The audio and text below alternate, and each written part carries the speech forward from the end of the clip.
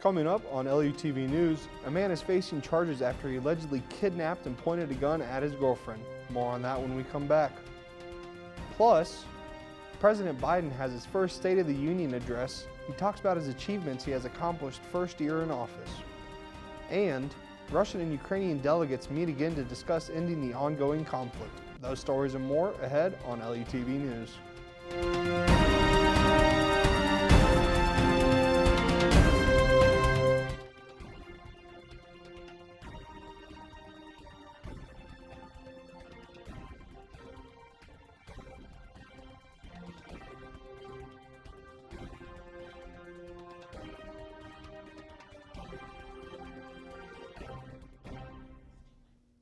Welcome to this edition of LUTV News. I'm Mason Goffey. A video shows the exact moment an O'Fallon house exploded on Tuesday morning. Spire officials say the house blew up after a contractor accidentally hit a gas line. The police say he immediately called Spire and the O'Fallon Fire Department. A few neighbors say the blast shook their homes and knocked things off the wall. Police say the contractor and his team started to evacuate people from the surrounding homes.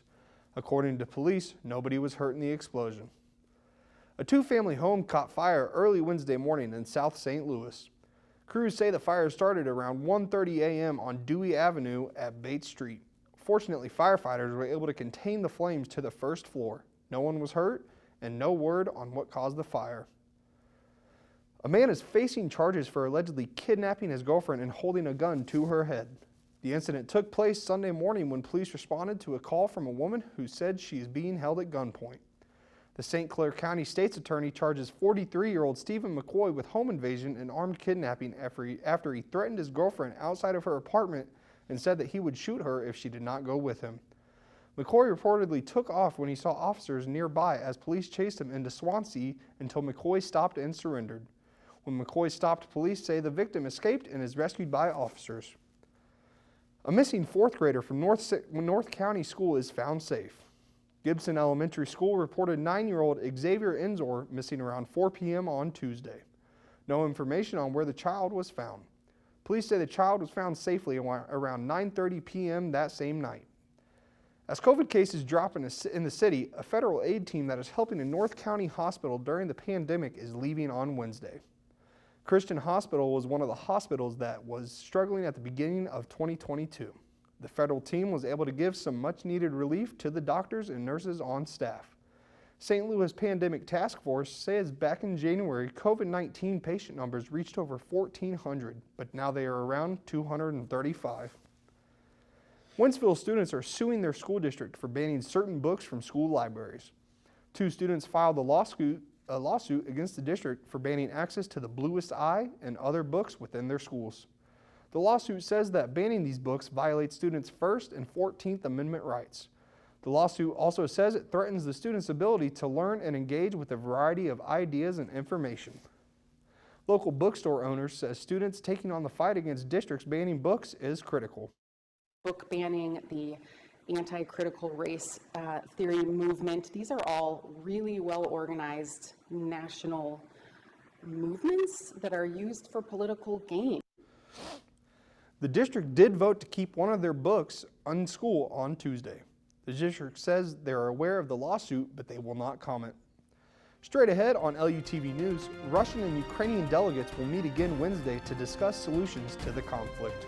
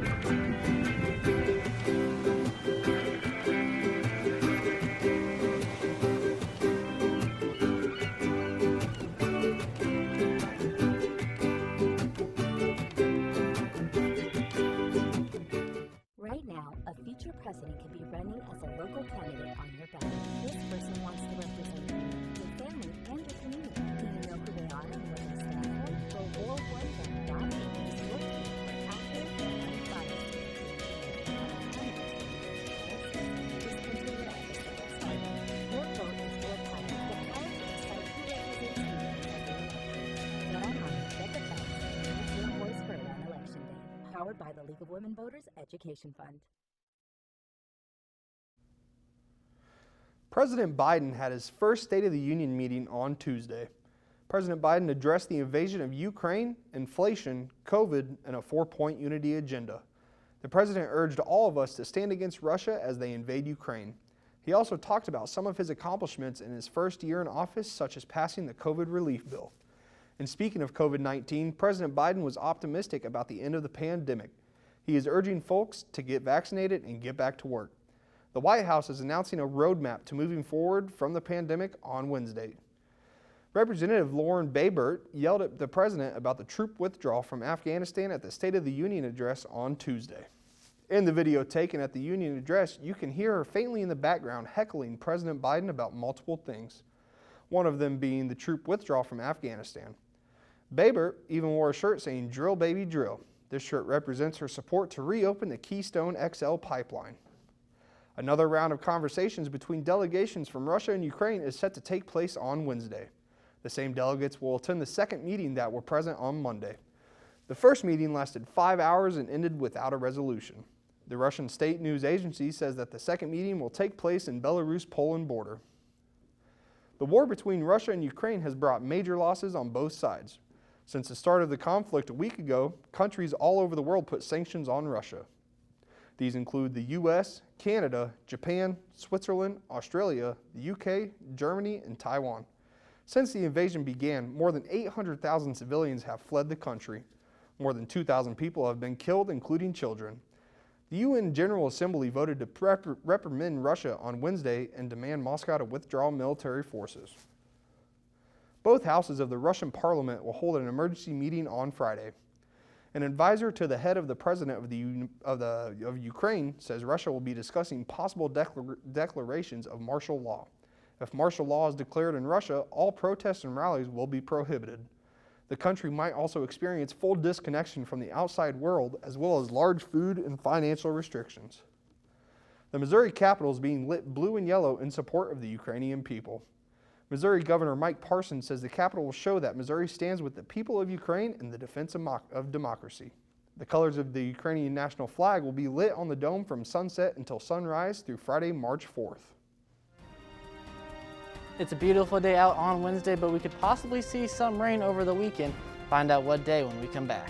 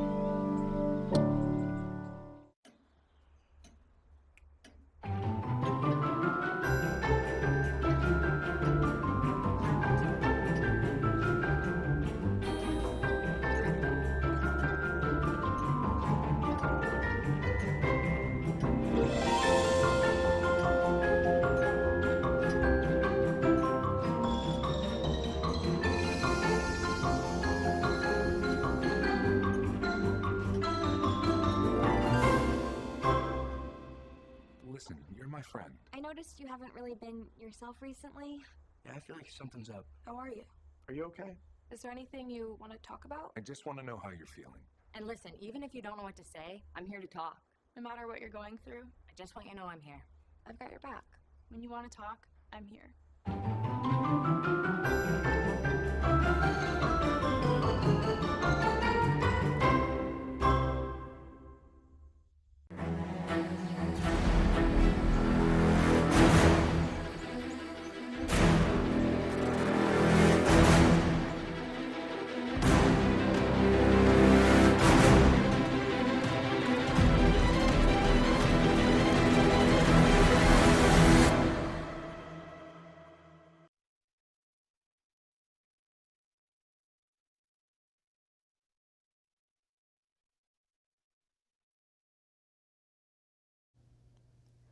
Let's take a look at the current weather conditions.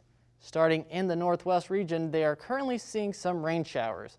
Moving up north, Michigan is seeing some cooler weather, and parts of Michigan are even seeing some snow. Going to the Midwest, it's nice outside with temperatures in the 70s.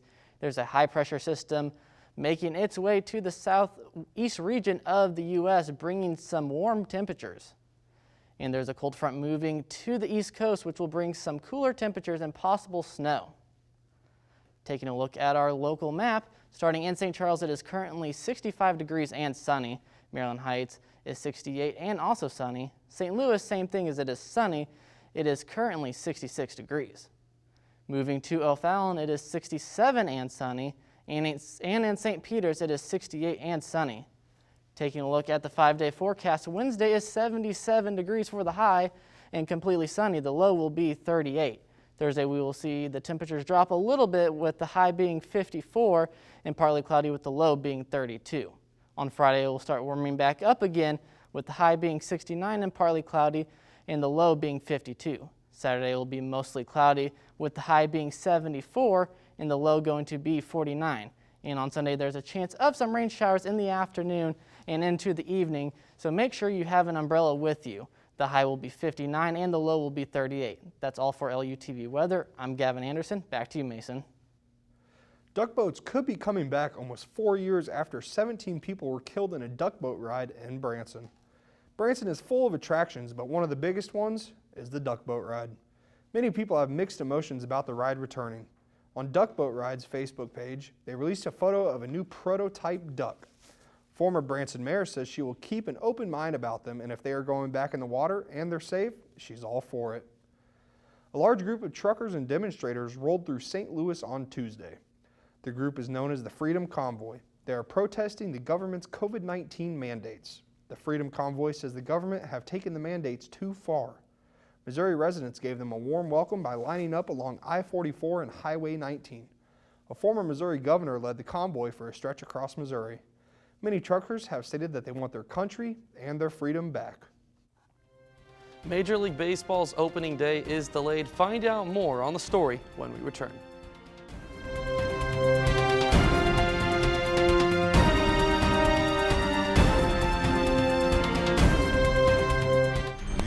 This game is simple procedure whose mission is to detect an offense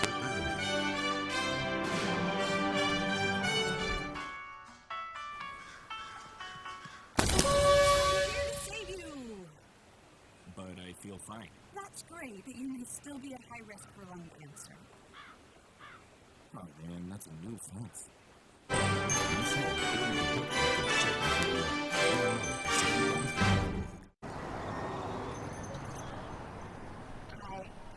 Can I get the now bar, please? No problem. $1. Have a good one. Got it. Hi, can I get a now bar, please? Thanks. Hey, what's going on? Hey. Hey, let me get a now bar. Sure. $1. Appreciate it.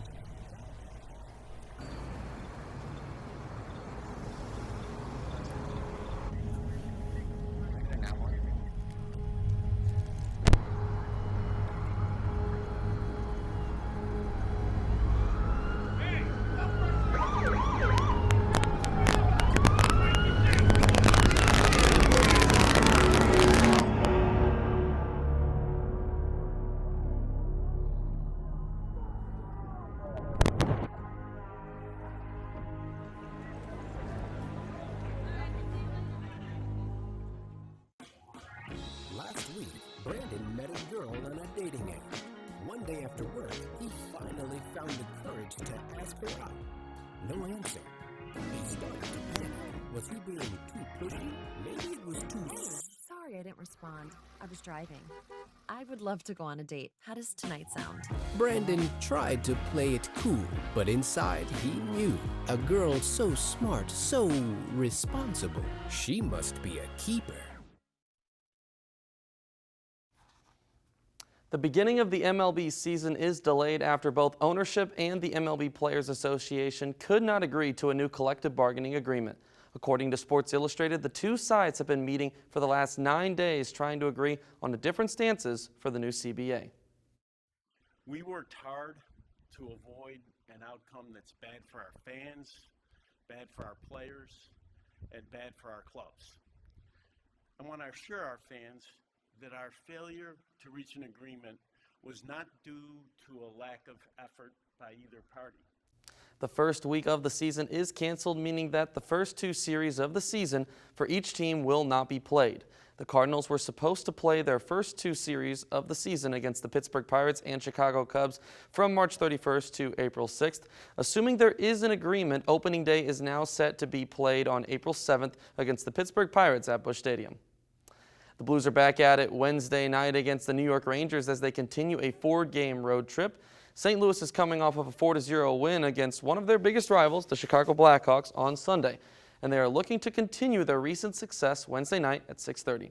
The Blues have won 4 straight games, recording set points in 7 straight. St. Louis enters Wednesday's matchup with a record of 32-14-6, which is good for 70 points and currently second in the Central Division behind only the Colorado Avalanche. St. Louis City Soccer Club is set to begin playing in the MLS in 2023, and the front office is slowly beginning to shape what the roster is going to be looking like. On Tuesday, St. Louis City SC signed midfielder Tomas Ostrak, pending a physical and work authorization. Ostrak is signing a 4-year deal with the team and will join the club in July 2022 after wrapping up the remainder of his season in the German Bundesliga with his current team, the FC Cologne. Ostrak is the second player that the team has signed. Longtime Duke basketball head coach Mike Krzyzewski is coaching his final home game Wednesday night after a legendary career. Krzyzewski, otherwise known as Coach K, has been at the helm for Duke basketball since 1980. In those 42 years of coaching, Coach K has put together perhaps the greatest resume of all time, holding the record for the most wins in college basketball history with over 1,100. He has also led the Blue Devils to 5 NCAA national titles, 12 Final Fours, 15 ACC men's basketball tournament championships, and 12 ACC regular season titles.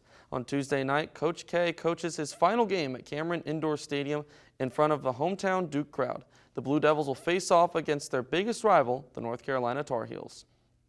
Sticking with college basketball, both the Lindenwood men's and women's basketball team seasons are over after losses in the first round of the GLVC conference tournament on Monday night.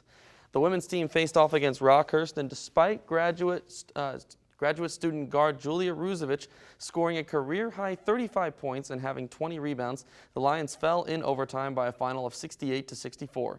The women's team finishes with a record of 11-16 on the season.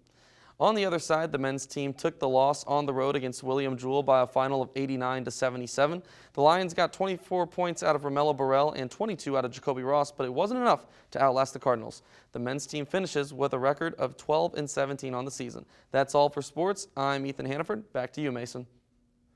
The St. Charles mayor says a new multi-billion-dollar project will redefine the city. The project is known as the City of St. Charles, the Boroughs of Riverwalk. Taxpayers are spending about $20 million on infrastructure for the project. The project is expected to generate at least $2 billion. The project will be divided into 6 areas with shopping boutiques, hotels, residential areas, businesses, and entertainment venues. The mayor says he wants to attract a younger demographic to the city. This Wednesday is Ash Wednesday, the official start of Lent. Churches in the area are giving ashes to go for those who cannot make it to a church service. Some of those included churches are Manchester United Methodist Church and St. Thomas Holy Spirit Lutheran Church in Sunset Hills. St. Thomas says they had over 400 people use the to-go service last year. That's it for this edition of LUTV News. I'm Mason Goffey. Thanks for joining.